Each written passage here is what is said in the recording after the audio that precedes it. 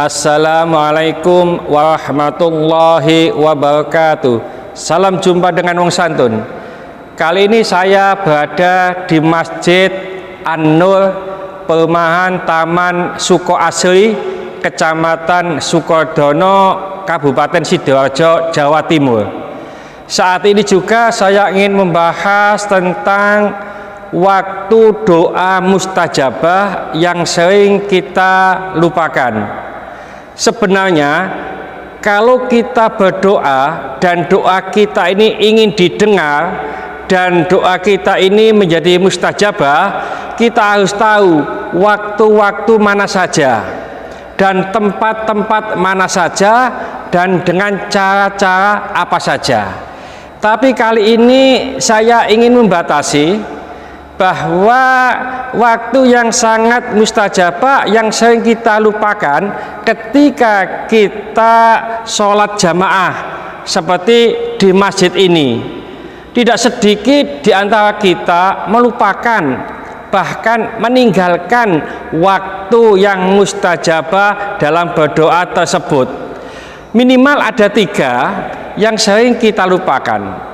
Ada hadis yang diriwayatkan Abu Dawud, Baihaqi dan lainnya.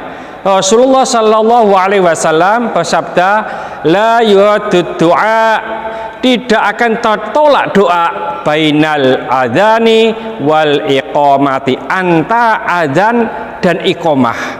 Ini sering kita lupakan. Kalau ada muadzin sedang atau setelah selesai mengumandangkan adzan, kita berdoa membaca sholawat, artinya doa setelah adzan. Lalu kita sholat qobliyah.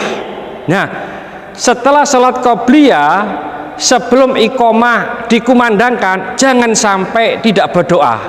Itu salah satu tempat mustajabah dalam berdoa, yaitu bainal adzani wal iqomah, antara adzan tadi sampai iqomah. Itu waktu-waktu yang sangat mustajabah. Oleh karena itu, selesai sholat qobliyah jangan lupa kita berdoa.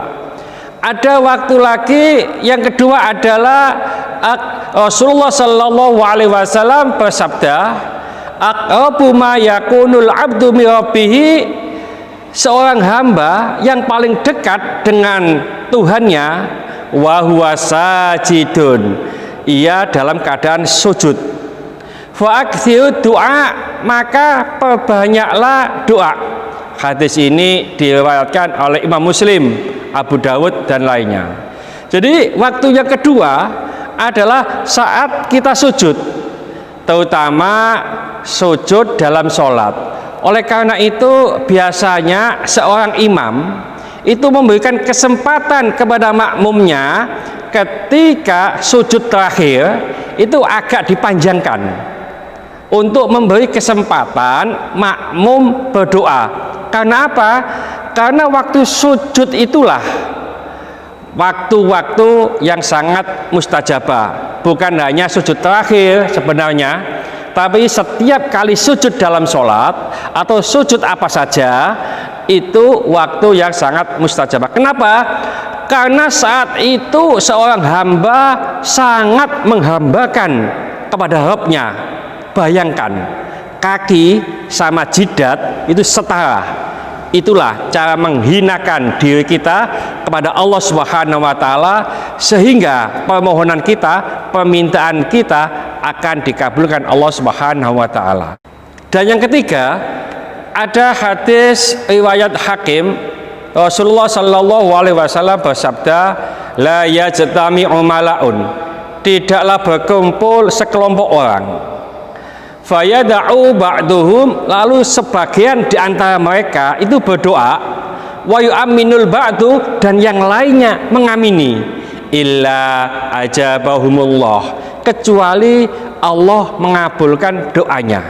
Maksudnya bagaimana? Kalau kita sholat jamaah, ada imam, ada makmum, lalu selesai sholat, ada zikir, istighfar, tahlil dan sebagainya, lalu imamnya berdoa, lalu makmumnya mengamini, maka itu salah satu waktu yang mustajabah. Jadi ada sekelompok orang menurut hadis riwayat Hakim ini, sekelompok orang yang mana yang satu atau sebagian di antara mereka ini berdoa, lalu yang lainnya mengamini, itulah doanya akan diijabahi.